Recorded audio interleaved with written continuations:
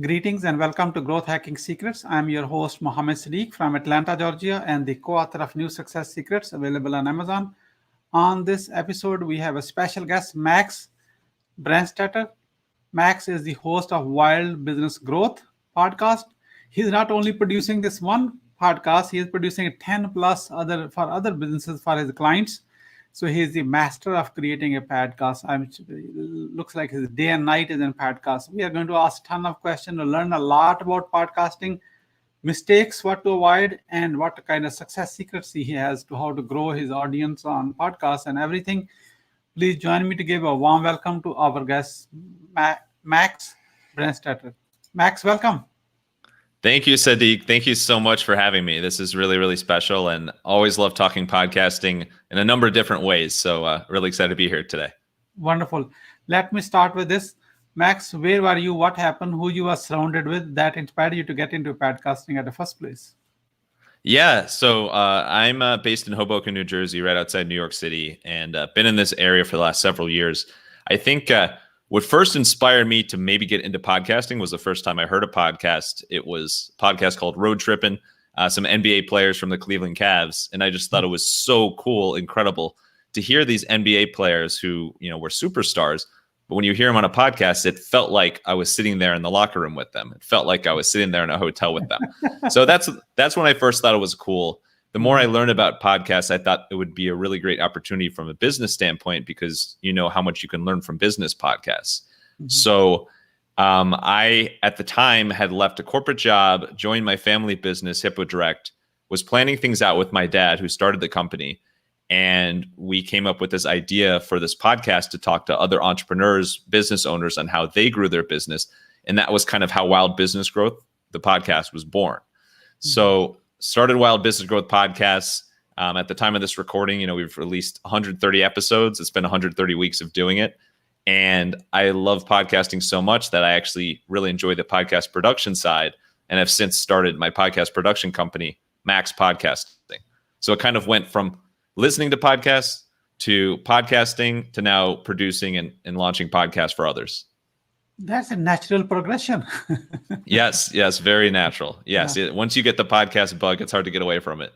Oh my God. So, we have so many bugs going on already. Let's don't get into the bug right now. However, this is a growth bug for your business. Okay. That's what that is. It's a growth bug for your own brand, for your own personality and your own voice. You're building a community of engaging. This is not that COVID thing. This is a good one. We all need it. Exactly. So Max, based on working on you're working with the 10 plus podcasts with other businesses on your production company, is that right?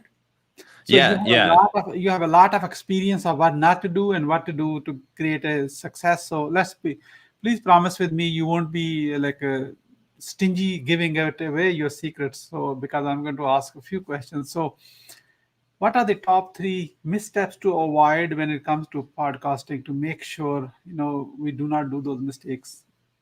Take it away.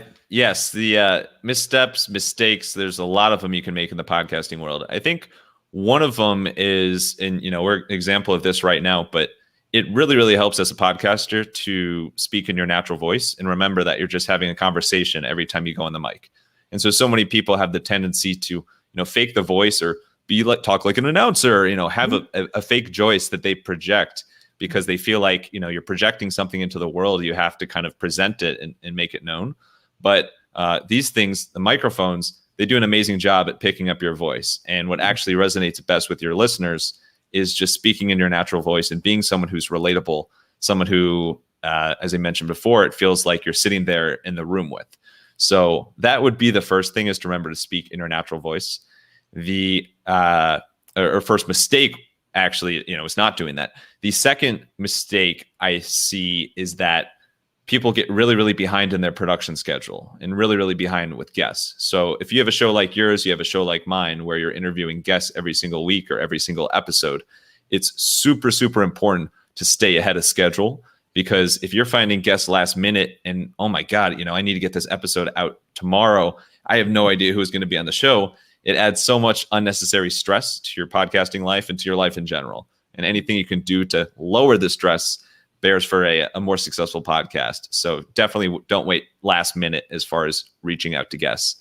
And then the third thing I think, and this kind of ties back to what I deliver with Max Podcasting with my business, is you need to figure out early on what you should be doing and what you should get some help doing from somebody else, whether that's somebody on your team or somebody in a company you work with, because it can take tons and tons of time. And did I mention tons and tons of time to put a podcast together, to record episodes, to edit episodes, especially the editing piece, but also the blog piece, the show notes, all of that, getting out into the world, promoting it. And you don't want to take away time from, everything else in your business or everything else in your life. So figure out what you enjoy doing, what you should be doing, and what you should get help from somebody else on. Wonderful. That's a great mistakes to avoid.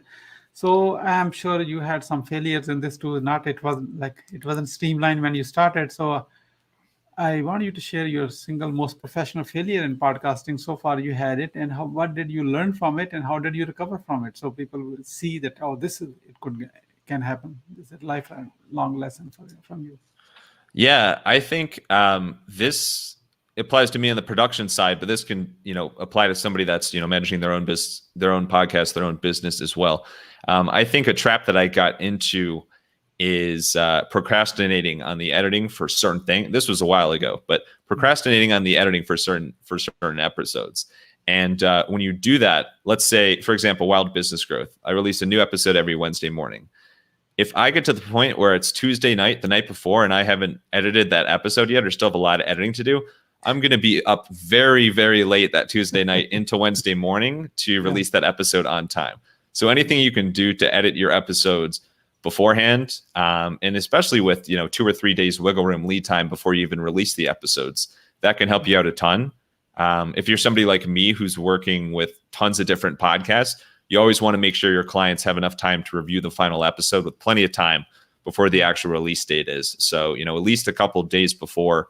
It depends on the client. Sometimes they even prefer to get it a week or so before. So you have to stay on that schedule. You have to stay really, really diligent, and don't procrastinate, especially with the editing. Yeah, wonderful. This is a great. Thank you so much for sharing this. So enough about the failures. Let's look at the other side of the table. Some success secrets. So give us your best one. Only 3. We are not looking for more. We are greedy. We may ask for a bonus later. Yeah, success. So I think one is to reach out to potential podcast guests every single week. And for me, I like to I pick a day, Thursday, for example, I pick a day every single week where I reach out to 5 potential podcast guests, even if I have several lined up for the next week's upcoming, because as I alluded to before, you always want to stay ahead of that schedule. That applies to reaching out to guests as well. And if you're in a time crunch where you have some weeks of episodes upcoming and you don't have any episodes recorded, you don't have any guests lined up, maybe step that up to 10 guests or more a week that you reach out to. That's how it is. The vast majority of people are going to say no, or they're not going to get back to you. So the more people you reach out to, that's just the cost of entry in the podcasting world. Another thing that is super helpful for success in the podcasting world is show notes. So detailed blog posts for each episode. And you've probably heard the analogy that all these different social media platforms are borrowed real estate for your brand. So anything you can do to bring people back to your website, your own real estate, bodes really well for you and your brand. Same thing applies in the podcasting space. It's important to have your podcast on YouTube, to have your podcast on Apple Podcasts, Spotify, Google Podcasts, all these different platforms. But how you can really drive people back to your site is a great way to do it is to have a detailed blog post with keywords, with an embedded player, with backlinks. Have that for every single episode you do. And those often rank really, really highly on Google because it's a great combination of those keywords, those extensive, the detail, the deep dives of the post. You can even add transcripts in there to bring it to another level. So those are really great. They can allow people to find your podcast online and through YouTube as well. And then finally, I would say it sounds really funny, but recognize when you're having fun and when something has become a grind and you need to make some changes, because podcasting is a big grind. As you know, if you're doing something multiple times a week or every single week, it's a big grind. It's a big time commitment. You need to have fun, or else it's not worth you even doing the podcast. So make sure you're always having fun. If you're having fun like we are right now, your listeners will resonate with that. And people don't want to hear you complain all the time about things that are really ragging on you. People want to be inspired. They want some positivity in their lives, and you need to be having fun to do it. So if you're not having fun, you need to think about whether you should stop the podcast or change things up, or what you can take off your plate so you can have fun again with your podcast. Mm-hmm. Yeah, wonderful. This is great. Max, we enjoying so much your all the secrets. Give us one more tip, one more bonus tip. So I'm just being greedy now. So yeah, no, absolutely. Be as greedy as you want. So I think another tip, and this is something that a lot of people know that you need to do, but I can't, state enough how important it was as far as getting started and actually taking that next step as a podcaster. And that is buying your microphone, which sounds funny again, but buying your microphone early on, like I remember when I was first planning Wild Business Growth Podcast, it took me months of doing podcast research, of looking through all these things. What's the best way to do it? How do I actually get this started and launch? I never really took the next step of saying, okay, I'm going to get this started on X date. I'm going to do this and this and this.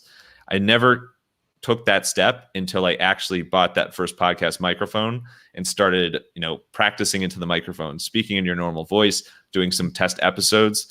That one, piece, a microphone, and you can get a lot of great microphones for $100 or less. Yeah. That one piece can make the difference between your podcast being an abstract thing that you're maybe planning for to becoming a reality. So buy that microphone. Make sure it's one of the first things you do. While you are a pro at podcasting, I may ask a relevant question. How do you see the Clubhouse and podcasting? Any relation and correlation, and no relation at all? Yeah, that's a great point. And Clubhouse is obviously blowing up, and they've started finally letting more and more people in. So I know, it's growing. The amount of people it's growing per day is crazy. It's really, really exciting. I think there's room for both podcasting and Clubhouse. And, there's some people that have like fears. Oh, is Clubhouse going to take over? And to me, I think they're totally different platforms. Yes, there is audio on both of them. They're both audio focused, which is great. Clubhouse has more of a live element than a traditional podcast. So that's awesome as far as, interacting with people. But for me, I think what will never change with podcasting, and one of the things that I love about it so much, is that from the listener standpoint, you can listen to anything you want whenever you want. So it's completely up to you as far as what you want to listen to, flip on it every single time. It's like what we've seen with Netflix and the streaming services of watching whatever you want, when you want. And that is so valuable in the podcasting space. What I've seen from Clubhouse so far, I think there's great potential. I think it's going to be challenging as they get bigger, how they keep, kind of that Clubhouse feel to it. But I think what Clubhouse is missing that podcasting has is that on-demand ability, because on Clubhouse, you're still, at the jeopardy of somebody else's timeline. You're still, going to these scheduled things or starting these scheduled things that other people are on your timeline. So that's the big difference. It's just Clubhouse does have great potential being panels and, having experts and getting kind of real-time thoughts and interaction from that standpoint. That's to me is like more like an online radio with a lot of engagement. A lot of, that's a great place to test your message and see and everything. Still, you need to bring people to, hey, on-demand subject matter. I want to listen into this while I'm on my walk. Those kind of things. Yeah. Great. That's a great point. Yeah. Thank you. So, Max, anything else you like to share, which I didn't really get around to it because of our condensed short format? I would just say whether it's your own podcast or whether you're producing podcasts for somebody else, I think that quality is everything. And we're in a time where there's never been more podcasts launched. It's never been easier to start one. It's never been easier to listen to them. Yeah. But you would be surprised that there's some small tweaks that you can do in the editing process and the recording process to take your quality from average or below average to exceptional. And as listeners, I think it's going to be, listeners are probably already are in a lot of cases, but in the long term, definitely going to expect that high level of quality. So anything you can do to have that all-star quality can make a big difference for your podcast and for your brand. Wonderful. Wonderful. how the growth hacking secrets community can support you, Max. Perfect. Yes, you can find everything about, you can learn more about podcast production at maxpodcasting.com. You can reach out that way. You can also find the Wild Business Growth Podcast there. And of course, it's on Apple Podcasts, Spotify, all the podcast platforms. Wonderful. Max, thank you so much for sharing all this. I like to ask this question to every guest to get a kind of feedback on the format of the show and how the growth hacking secret show is doing for you. What's your experience? So what would you say to your best friend about a growth hacking secrets show where you're on right now? Well, I'm not there. Yeah, I would say that Siddique is fantastic. And I've been on lots of podcasts as a guest, and not that many are able to do a really good job of preparing you as a guest and being so organized in the process, everything from the first contact to promoting the show afterwards, and of course the actual interview. So Siddique and his podcast are phenomenal, and I'm really grateful to have this experience. Thank you so much for your kind words. Really appreciate it very much. What would you say as a final word, Max? Final word, I alluded to it earlier, but I'll say it again. Have fun. Have fun. This podcasting and this medium that's growing and growing and growing is a great place to have fun and meet some amazing people, network with so many people, and help your business. Make sure you're having fun and make sure it doesn't become a burden. So have fun. Have fun. Definitely have fun. Just like I met Max on this one because of the show. So that way, that's how you meet amazing people. We have no idea where it will go from here. However, it's a great connection to have in your network. He is in podcast. We are in podcast. We can see how we can help each other to grow. That's what that is all about. So with that one, thank you so much, Max, for sharing your wisdom with us today on the behalf of Growth Hacking Secrets community and our entire team. We really appreciate you. This is Muhammad Siddique signing off from Atlanta, Georgia. Until the next episode, all good wishes.